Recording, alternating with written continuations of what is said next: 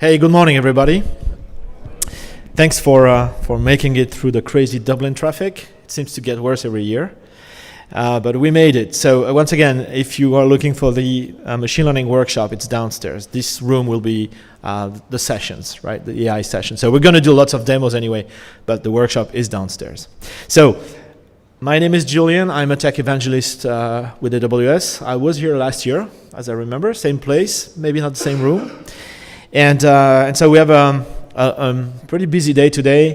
We're going to start with a first session, a bit of an overview on the high-level services, right? What we call the application services for AI and machine learning. And I'll try to do some demos. And then in the next session, we'll actually dive on deeper on the new things that were announced at re:Invent. With respect to SageMaker and a few other services, right? So we'll go more into the machine learning side of things, build your models, etc., etc. And then the third session is a full session on SageMaker, so running lots of demos, showing you how to train your own models, how to deploy them, and again injecting all of the new things that were launched at re:Invent, and there are quite a few. And then I think we have a session on building a fraud detection model with SageMaker, so more of a applied ML session.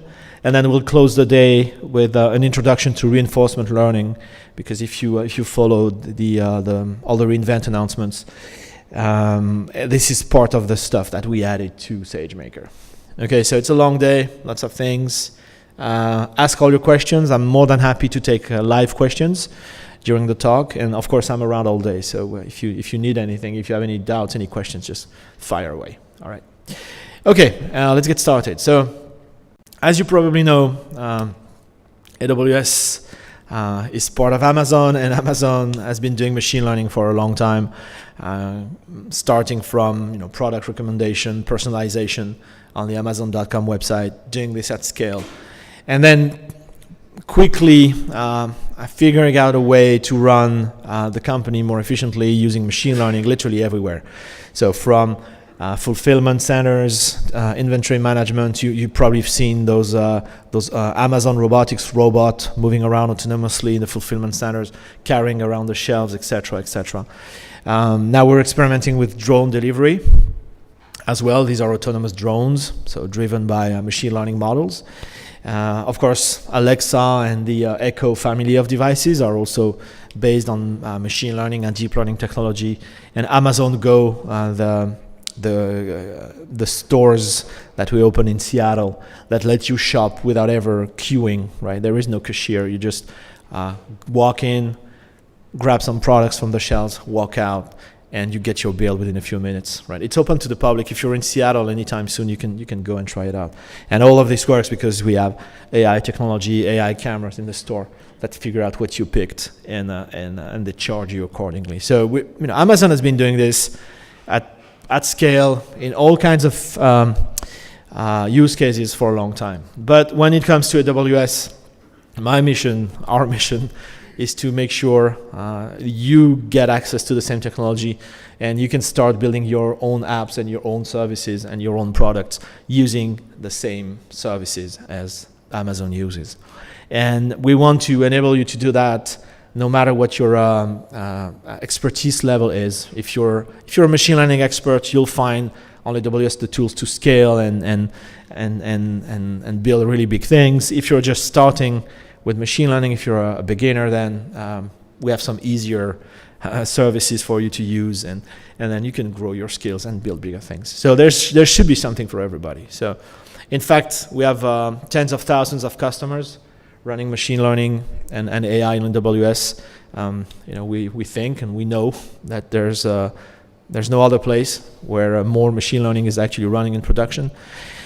And you find lots of companies in there, and this is really just a tiny sample. The big names, the ones you would expect, Netflix and Capital One and the NFL and more, Intel, etc., etc. but plenty of startups as well, right? So it's not just for the big companies who have big data science teams and a lot of machine learning expertise. It's also for all kinds of companies in all kinds of verticals. And as a matter of fact, that didn't fit on 2 slides and on 1 slide, so I had to use 2. Again, lots of startups and a good mix of traditional companies and startups in all kinds of businesses. And you can find more information on those on our website. I'll share the URL at the end. And of course, during that talk, I will go a little deeper on some examples. So today, that's what the stack looks like from the mile-high view on our ML stack. So the high-level services, the application services, which this session will focus on.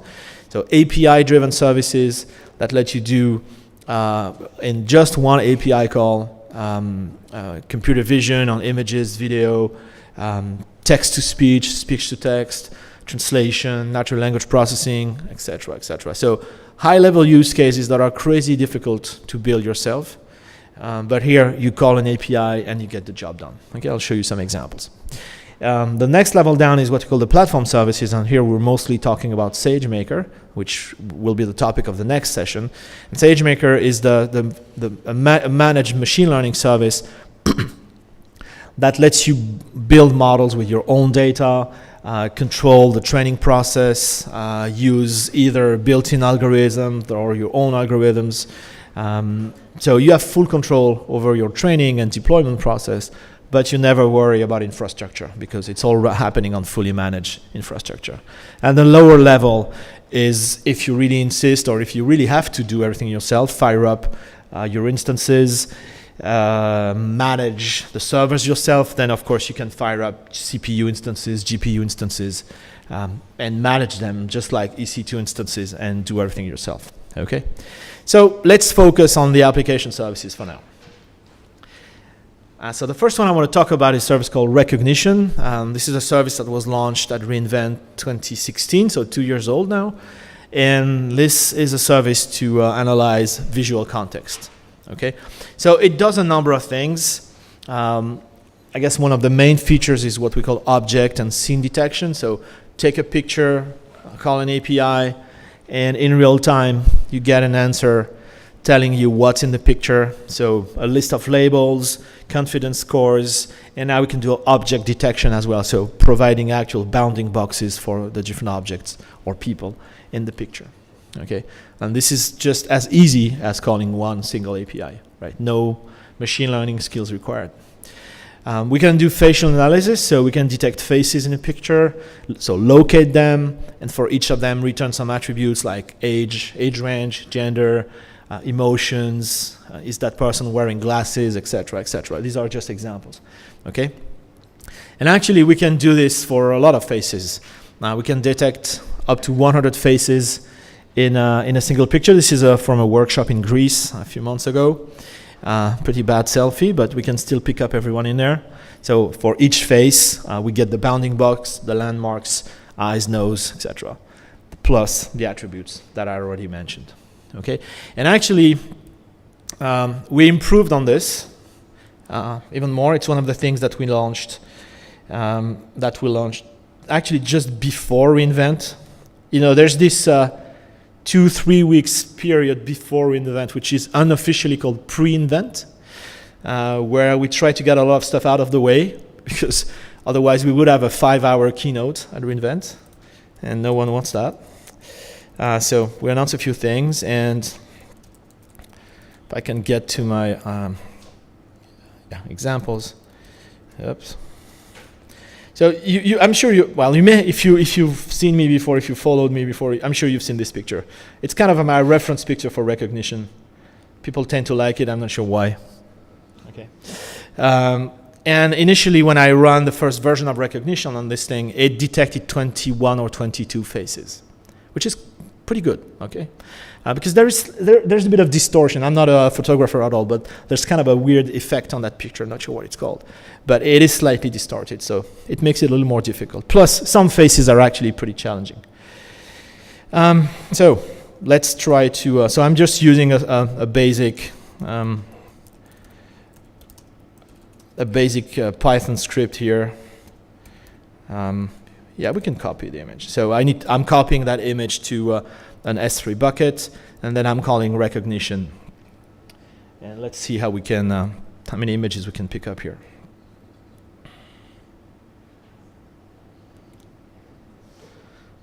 And hopefully the network is working. Ah, interesting. All right. So, all right, that's not working. What is it complaining about?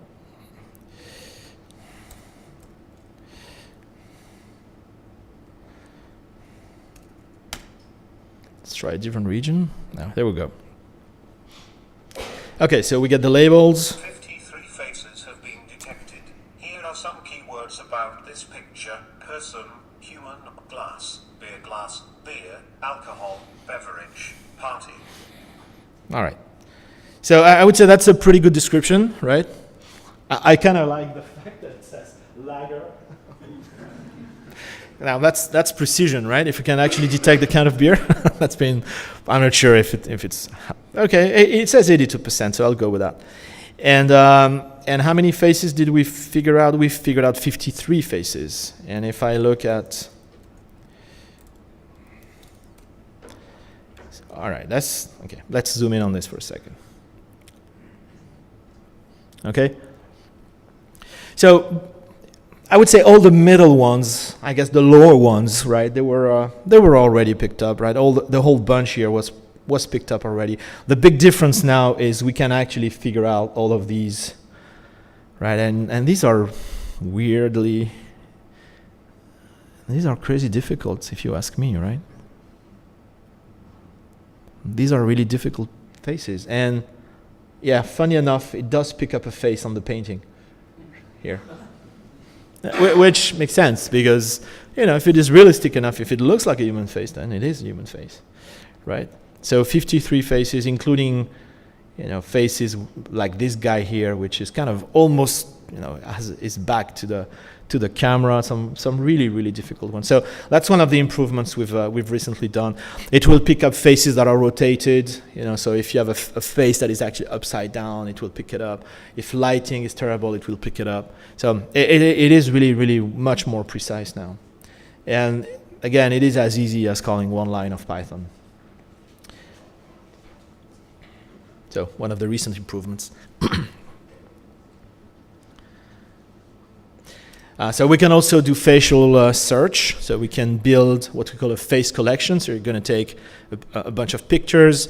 Recognition is going to index all the faces the unique faces that it finds in that collection. Okay, so it builds a mathematical model for each of them, gives them a numerical ID, and then you can take any new picture, and say, hey, can you find this face in the collection? Okay, and in real time it can figure out or not if that face is in there, and it's going to return the list of pictures, the list of IDs, of picture IDs that actually match this face. Okay, and this scales to millions of faces if you need to. So here's an example of using this. It's a fintech called Ayla Credit, and they operate in emerging markets in Africa. And one of the problems for financial services over there is, of course, there is no branch office on the corner of the street, right? Yeah. Here, you can just walk out to any bank within 5 minutes. In emerging markets, maybe the closest bank is hundreds of miles away. So they have a registration process where, of course, you provide identity documents to the bank to figure out who you are, and then using a mobile app and using your face and recognition, you can authenticate yourself. Okay, so you could be anywhere, just use your mobile app, say, okay, this is me, and I want to wire $100 or whatever. Okay, and recognition is considered, the authentication here is considered strong enough for financial transactions, which I think is interesting. This is another well-known example now, I think. Marinus Analytics, they build software tools for law enforcement. And this specific tool will index a collection of faces of missing children. And then it automatically crawls the internet and the ugliest places of the internet, looking for pictures of kidnapped or abused kids, and it tries to match those faces to the collection that has been built. So, pretty interesting use case, and they explain more on the blog post, and they literally say on the first week we deployed this, we found some kids and we could report them to law enforcement, and they were able to rescue them. So it's a good example of a task that would absolutely be impossible to do manually. If you have 5 kids and 50 pictures, okay, we can put everything on the table and figure it out. If you have tens of thousands of kids and millions or tens of millions of pictures, you could throw 1,000 police officers at it, or 10,000. They will never get through that, right? The scale is just too crazy. They would never be able to figure it out. So it's very typical of those use cases where AI, it is a simple thing at very low scale, and it becomes almost impossible as scale increases. And AI is generally very good with that. Another feature is image moderation. So upload an image, and a recognition tells you if this is, suggestive, explicit, or downright dirty. I'm not going to demo it. Don't worry. You can try it out, but it does work. And of course, the point here is if you have user-generated content, depending on the context of your website, some stuff could be acceptable and some could not be acceptable. If you have a fashion website, this is perfectly okay, right? I guess. If it's maybe a kid website or family website or a religious website, maybe that's not okay, right? And in some cultures, that's never okay, right? So you have to figure it out. So recognition tells you what this is, and then you decide if it's appropriate or not. We can also do celebrity recognition. So detecting faces and matching them to a very large collection of celebrities, movie stars, artists, sports players, politicians, go and try it. So you get, of course, the name of that celebrity, and you get a URL, which usually is a Wikipedia or an IMDb URL with additional details. Okay. We can do a text and image. So we can extract text strings from pictures. So before you ask, it's not an OCR service, right? I'm getting to that one later. This one is really extracting, license plates, maybe, brand names, store names, that kind of thing. So a few words in a picture. And of course, you get the bounding box and you get the exact text. And all these services will return a JSON answer. So here's an example for the text feature. Having said that, if you try it on a print text, if you print some text with your printer and you run it on recognition, it's kind of okay, right? It's going to extract the text. The thing that it doesn't figure out is the structure. So if you have complex, forms and tables, etc., it's not picking that up. So it's going to extract the text, but it's not going to tell you, oh, here's the table and blah, blah, blah. Okay, that's the other service that we announced, and I'll talk about that one later. But still, it works very well for those use cases. So last year, we actually extended recognition to video. And you can do everything that you previously did with the pictures. So scene, object, facial analysis, facial recognition, etc., etc.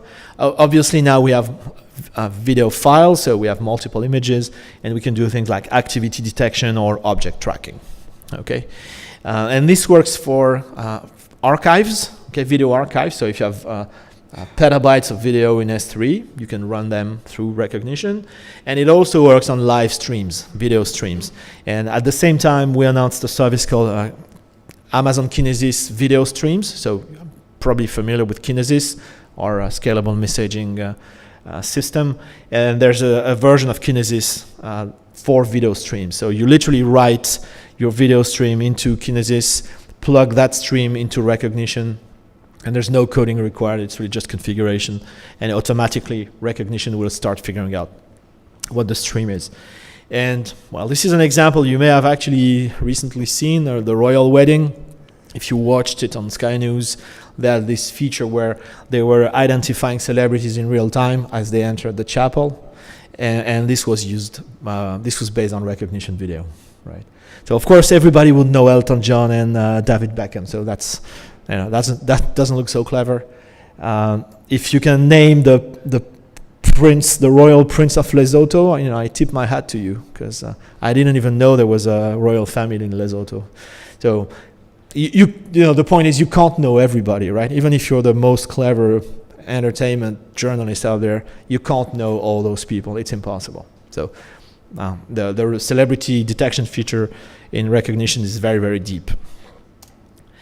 Okay, let's move on to the next service. So the next service, and this is a really, really popular one, it's called Poly. And it's, as the name implies, it's text-to-speech.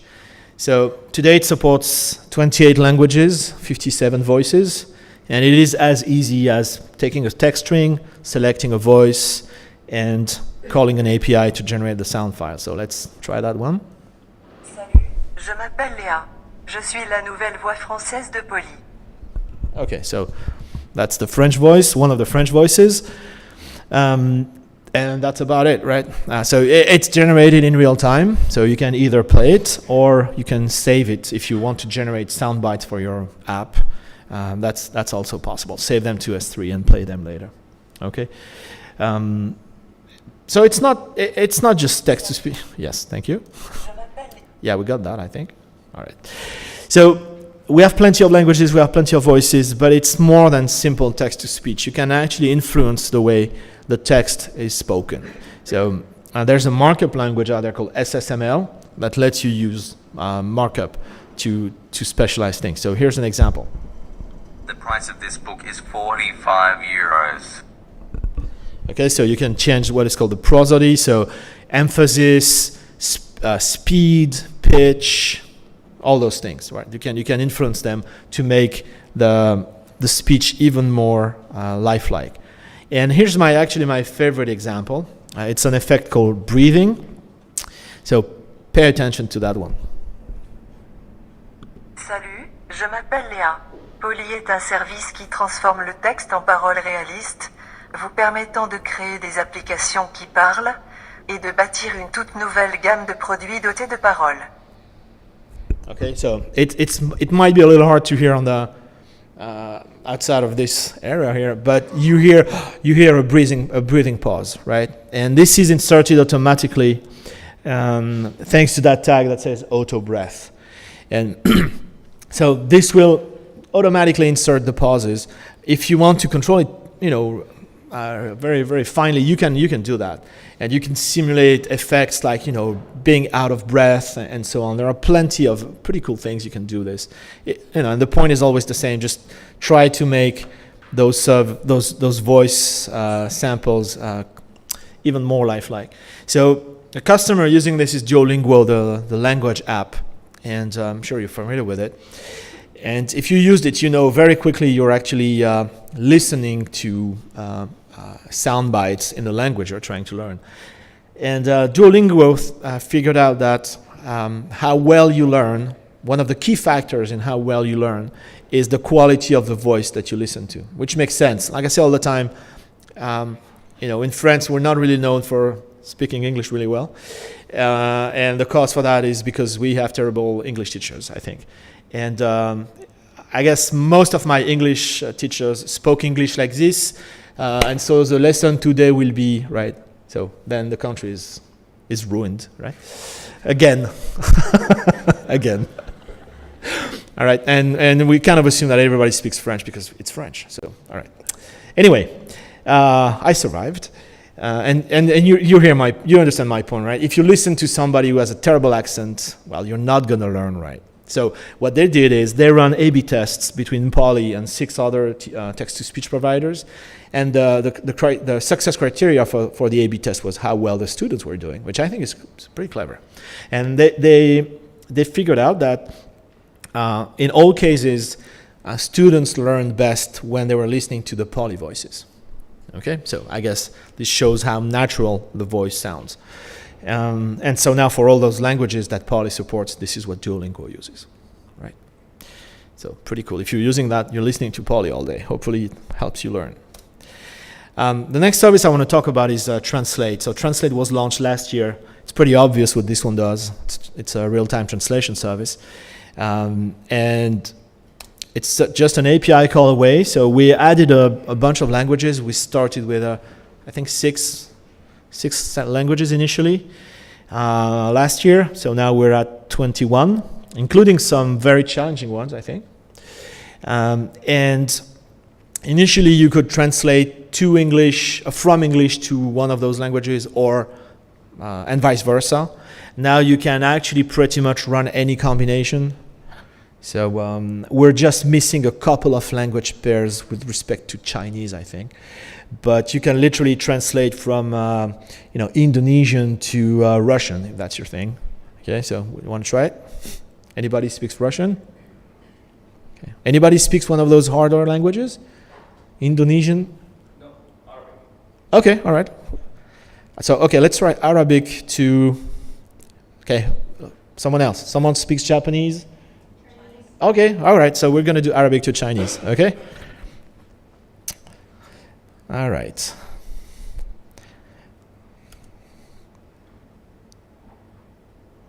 Oh, so how do I... Okay. I need you to come and type Arabic then.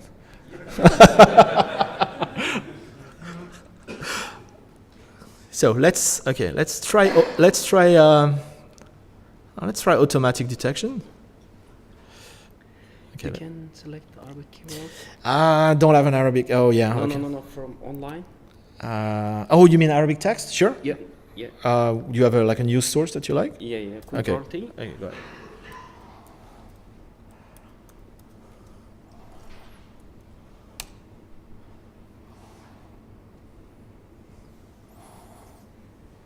Sorry. Yeah, it's...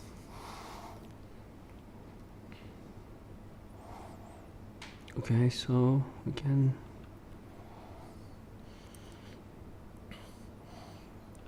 Don't write anything nasty, right? Because I would... No. Something along the line of Amazon Web Services is such an awesome platform. Yeah. Yeah? All right?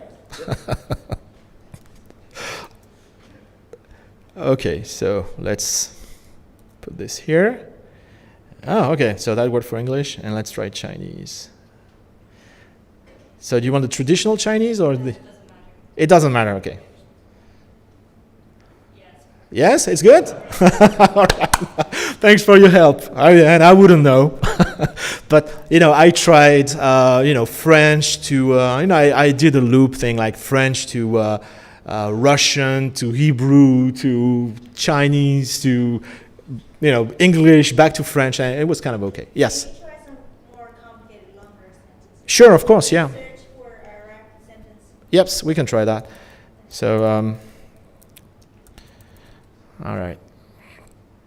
Okay, something like that, right? Yeah, we'll skip the terrorist attacks in France. Okay, this is probably... Yes, yeah. The world is a mess. What can I do? Right? It's anytime I look for an example, it is a sad one. So okay, come on. Oh, there. Yeah, that's. Yeah, I'm just trying to. Oh, there we go. Okay. So what does it say? This is the deal for the Brexit. For the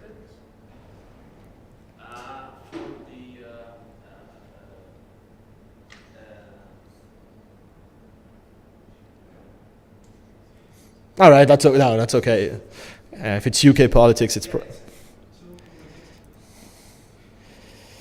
all right. So said there's like a British Brexit agreement. Prime Minister Theresa May tried to vote again to something. Yeah, I think that's a good summary. All right. And if we try this to, okay, let's try this to English. Okay, I think that's pretty good. Yeah. All right. Okay. So there you go. And as you can see, it's real time. So you could actually type and it translates in real time. So pretty cool service, right?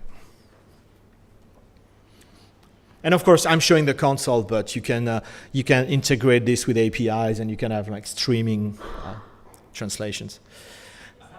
Yes, please. Yeah, go ahead. Go ahead. Try to understand when there's a new phrase like Brexit, that's a new word we made recently. Yeah, so the question is, how do you handle the new content, like new words? So it's trained, all those models are retrained periodically. So, okay, so Brexit has been on the table for some time now, so I'm guessing it's in the training set. There could be a new like symbolic name for some kind of event. Frexit, who knows? No opinion on that. So if that showed up, then obviously it would find its way into the training set. I'm sure there's lots of news, world news that go into the data set. So I don't know how often they retrain, but yeah, they're retrained a lot. Okay. Like also online automatic training and by taking different sources. Yes, yeah. So yeah, it's like recognition is trained on lots of images from public data sets, non-public data sets. It's fair to say Amazon has quite a lot of images. So I'm guessing for translation, it's probably the same. The text that is translated on different Amazon websites and the galaxy of Amazon websites, is probably used for that. And Alexa and all kinds of things. So yeah, hopefully we can catch up on the new words that tend to pop up. So here, oh yeah, you had a question. I was talking about the slang, because this is the real Arabic language. Yeah. But about the slangs as different.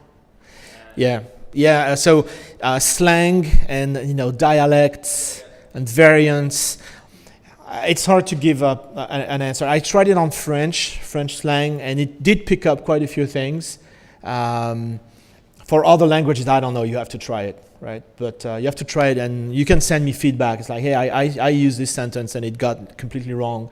I'm actually very happy if you send me incorrect samples, because I can then send them back to the team and they can integrate them. Yeah. So if you find really weird things, just send them to me. Okay. So here's an example of a customer using this called MemSource. So they build translation tools. So you could say, oh wow, so you killed their business with Translate, right? Well, not really, because the high value task here is they have a cloud IDE that all of you can use to translate content, websites, etc. So you can actually display your page in, let's say, in Chinese, right?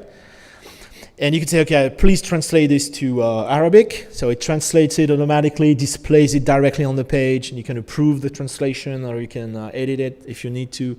So the workflow, the translation workflow, and is actually the valuable thing. It's not just the individual translation. So they integrated Translate to this tool. So now in real time, when you select a box, bam, it translates it automatically, shows the result in context.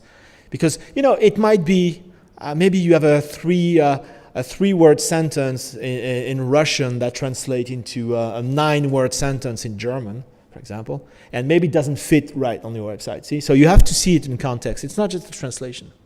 So that's what they use, right? Pretty interesting. So let's move on. The next one I want to talk about is Transcribe. So this was launched last year at reInvent, and it's, simply put, it's the reverse operation from Poly. So Poly is text to speech, and this is speech to text. Okay? So when we launched it, so it supports English and Spanish, and when we launched it, it was batch mode only. So you had to have a sound file in S3 and run in batch mode, and you would get the transcription with the punctuation, the different speakers, etc., etc. Okay, now we can do live transcribe. So I'm gonna try this one.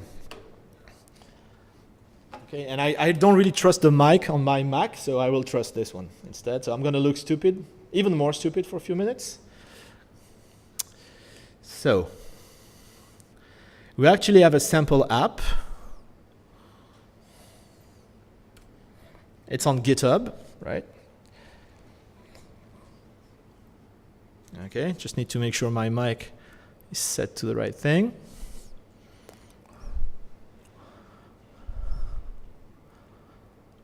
Yeah, that looks fine.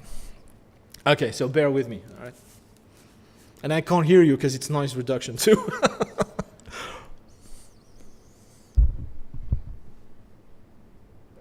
Good morning. My name is Julian and I'm in Dublin today. And I'm talking about artificial intelligence. And hopefully this transcription feature is running just fine. Otherwise, I'm gonna look really, really stupid in front of a whole lot of people. All right? What do you think?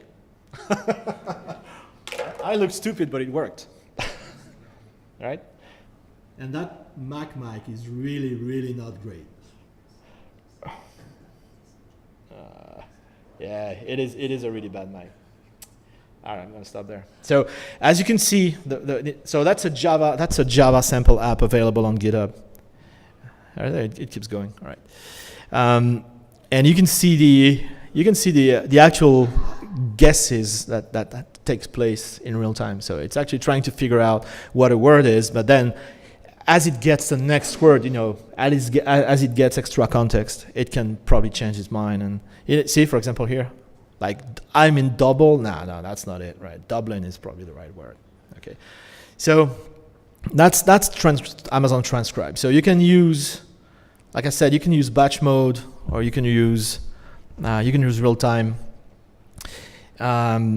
And it works on high quality audio and low quality audio. So a popular use case for this is actually call centers, people who have massive amounts of audio data that they want to transcribe in order to run analytics, sentiment analysis, and why is that person even calling in the first place? What product is that person talking about? Blah, blah, blah. So automating that is now possible. You can even live transcribe, and you can run live sentiment analysis. Okay, so it could be you could have a light blinking saying, well, that person is not happy right now, in case you didn't realize, or have basically the transcription say, okay, they're really talking about this service, or they're talking about this product, and you could have maybe product details showing up automatically. You can build very, very powerful things with this, right? So here's a customer example. So it's an enterprise, it's a SaaS enterprise platform called RingDNA, and it's a collaboration platform for sales teams. And one of the features in there is automatic transcription of all the VoIP calls that go through the platform. So if it's an internal meeting, then fine, no one has to sacrifice to take notes, right? Which we never get it right anyway.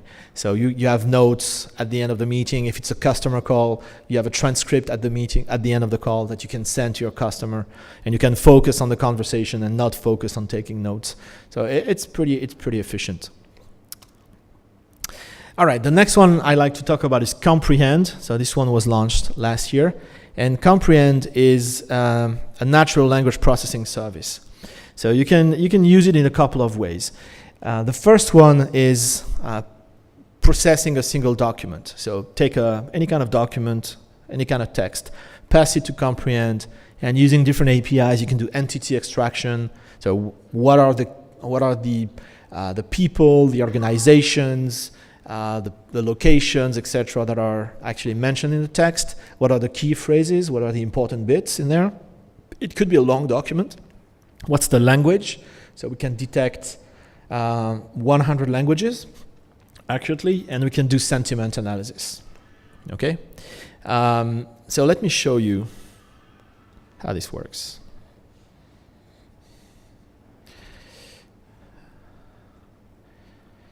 All right, so let's go to Comprehend now. Okay, so we could take any. All right, let's keep on using the BBC, right?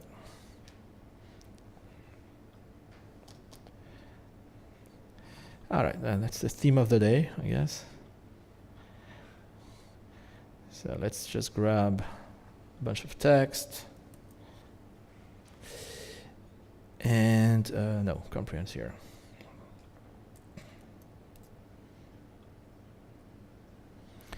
Okay, and again, so this is entity extraction. So we see locations, dates, events, and there are more. Here we just see the high value ones, right? We can do, so language detection is pretty easy, I think. Yes, it's English, right? I can do sentiment analysis. So it's the BBC, so it's kind of neutral, right? It's supposed to be. Key phrases, so yeah, the important bits, right? Filtering out the less important words.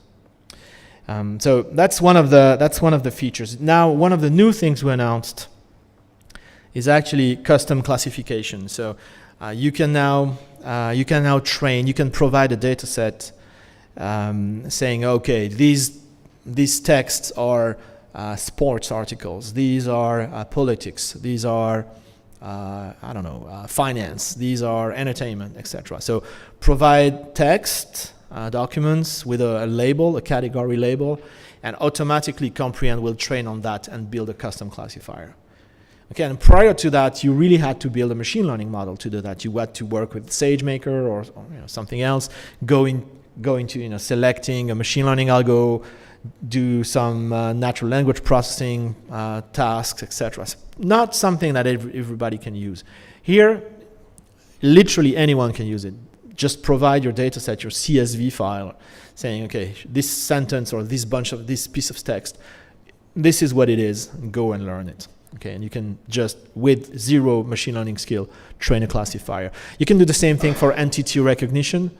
If you need to extract very specific entities, if you work, if you work in the, let's say, in the legal domain, right, and there's a lot of legal jargon that you would like to pick up correctly, okay, so, extracting those entities correctly, then in the same way, you can build a very simple data set with the entities and train a model on that.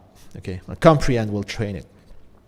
And actually, we released at reInvent a new service called Comprehend Medical that does that for medical records, medical information. So here's an example. So this is typically what you could see on a medical exam report, right? So, and my parents are doctors, by the way, both of them. They're retired now, but so I grew up listening to that. It's nonsense. Okay, it's the worst jargon ever. They complain about my computer jargon, but medical jargon is the absolute worst. Maybe legal competes. I don't know. We'll have to try this one out. So, you kind of get it, but what does that mean, right? What does that mean? If you're not a doctor, if you're not a nurse, you have no idea what that means, right? It's okay. Well, what is this? I don't know, turbinates? Okay, interesting. Okay, so now you can just analyze it in real time, okay? And we do entity extraction, and we build relationships. So we extract personal details. I'm not sure the color coding. Oh yeah, okay, so the yellow, orange, or the orange stuff is personal information. You can see it down there, yeah? And that's important because if you need to exchange data, you need to anonymize that. So you need to catch that PII very carefully and anonymize it. So it needs to be a separate category.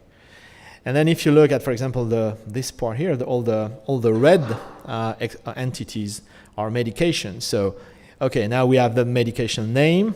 We have this, which is the dosage for this one, not this one, right? PO means you need to take it orally. Okay, and breakfast. All right, I guess that's easy to understand.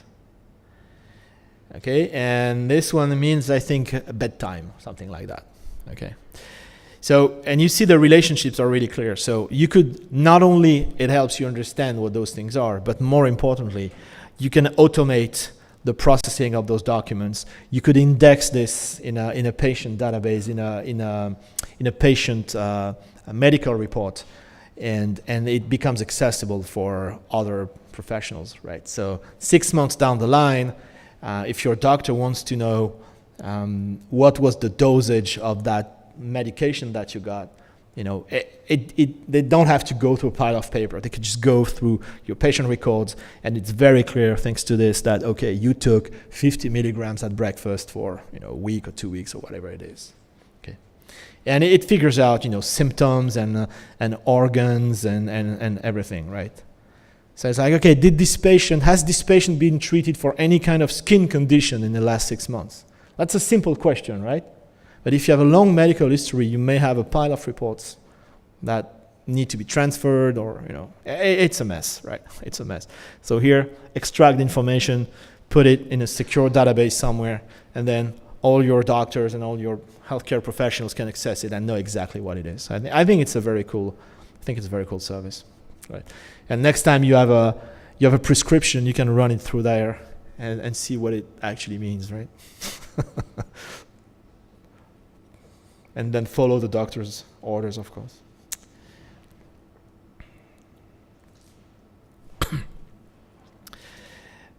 So the last way you can use Comprehend is called topic modeling. So this one's a bit different. So topic modeling is a machine learning task where it's unsupervised learning. So you start from a data set, right? An unlabeled data set, and you're trying to find topics in there. So it's mostly used for text documents. You could use it for other things. But in the context of Comprehend, you provide a collection of documents in Amazon S3, and it could be millions and millions of documents. Okay, the Washington Post is using this. And you could say, okay, build me, I don't know, how many do we have here? Build me 8 topics. Okay, group those documents in 8 topics. And that's the only thing that you say. You don't say anything about topics, just a number. Okay, so automatically Comprehend will go through those documents and build topics. Okay, so a topic is a list of words that are interrelated and they have respective weights. And so if you see those words in a document, then the document is probably labeled under that topic. Okay, so Comprehend will build the topics. So you get a CSV file with the list of topics and the list of relative words. And for each document, you also get a score for all the topics. Okay, so now you could say, okay, once I've indexed this, and I look at my topics, and I say I see a topic that says, you know, earnings and Wall Street and quarter, CFO, etc. I'd say, okay, so this is clearly the finance topic. Okay, so maybe it's topic number 5. So you say, okay, find me the top 10 documents on topic number 5. Okay, and you would just have to query the scores that Comprehend built. So you could have petabytes of data. You're actually not searching through that data. You're just looking at the topic information that Comprehend extracted. Okay, and it's very little information actually. So you can put this in a cache or in a database somewhere and query it very fast, which is much faster and much more efficient than doing full text searches. Okay, so there it is. And the last one I want to mention, it's in preview. And for the record, I still don't have access to it, so I can't show it to you. It's a service called Textract. So this is the new one, and this is the proper OCR service. Okay, so you can actually pass complex documents to Textract, and it's going to obviously extract the text. But it's also, and I think it's critical, it's also going to extract structure. Okay, so if you can see examples here. If you have complex tables, if you have complex forms, it's going to extract them properly. It's not just going to figure out the text in there, it's going to extract the structure of the table, and so that you can keep that document structure in the data that you have, right? So this should work very well on forums and research papers, etc., etc. Okay, so it's in preview. You can join the preview, and of course send us feedback. Okay. All right, I think this is pretty much what I wanted to tell you. I'll just say a quick word on SageMaker. So all the services I've covered so far are really high-level services, API-driven services. Like I said, call an API, get the job done. No machine learning required. Now, if you need to work with your own data, train your own model, write your own algo, etc., you need to go one level down. And this is what SageMaker lets you do. And this is the topic of another session this afternoon. But in a nutshell, what you can do with SageMaker is really get quickly from experimenting all the way down to deploying a model. Okay, we want to speed that process, and the one way to speed it is to provide you with different building blocks that save you time. So the first group of building blocks deals with building, okay, experimenting, selecting an algo. So we provide what we call notebook instances, so pre-built EC2 instances with Jupyter notebooks and the deep learning libraries pre-installed, etc. So it's your dev environment. You get it in just a couple of clicks, and you never worry about installing anything. So just create it, get it up and running in minutes. And then we have a collection of pre-built algorithms. So I'll talk about those in detail later on. But those are Amazon implemented machine learning and deep learning algos that you can just grab off the shelf and run. Okay, so you throw your own data at them, set some parameters, and train. And we have some complex things. We have some, say, classical things like linear regression and clustering and so on, but we have some more complex algos, state-of-the-art algos, and I'll talk about that later. And we have some environments, again, for deep learning libraries, so TensorFlow, PyTorch, etc. So if you need to train with TensorFlow, just take your TensorFlow code that already runs on your laptop, on your server. You can throw it at this TensorFlow environment in SageMaker, and then it runs fine. Okay, so time savers. The next step is, once you have a model, an algo that you like, you want to train, and you want to train possibly at any scale, right? And it shouldn't be more complicated to train with one instance or to train with 50 instances. And that's exactly what SageMaker lets you do. You can, in one click or one API call preferably, you can fire up a training job on fully managed infrastructure and never having to manage a single server. Okay, SageMaker will take care of everything.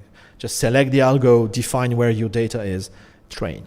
Okay, you can do hyperparameter optimization, which is a fancy technique to improve automatically accuracy of your models. I'll show you this one later on. And once you have a model that you want to deploy, then again, deploying it to an arbitrary sized fleet of web servers is just one click away, or one API call away. And this can auto-scale just like EC2 auto-scales.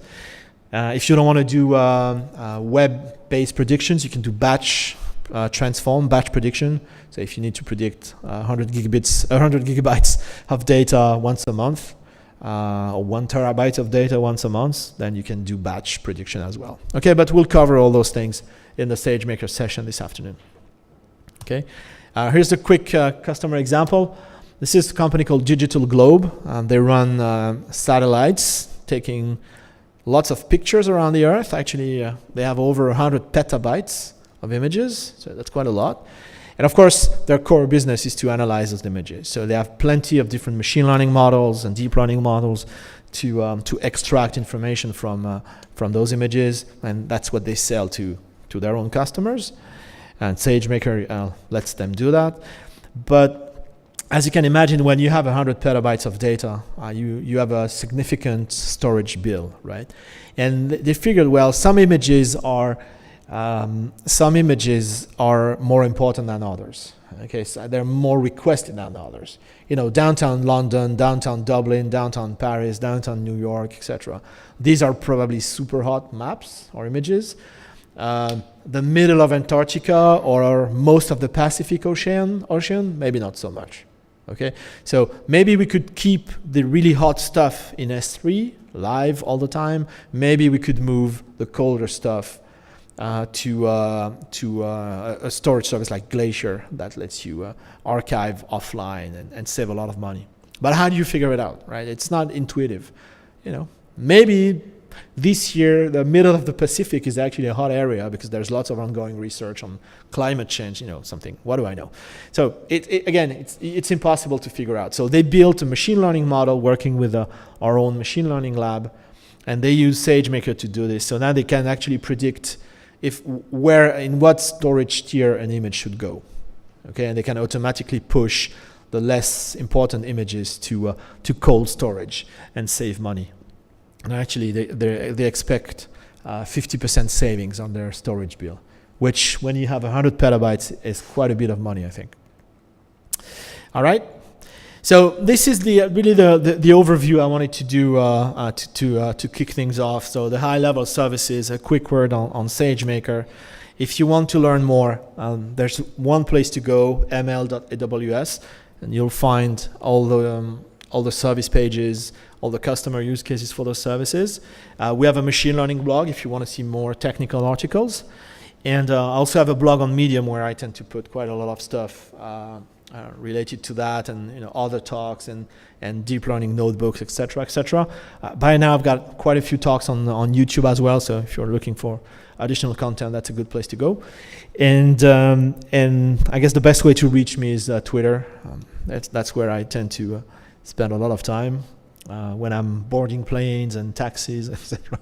So if you want to ask me a question, if you want to send feedback, If you found really terrible translations in Translate, or anything that you tried and didn't work or you didn't like, you can yell at me on Twitter, send me feedback, and I'll make sure this gets to the right people.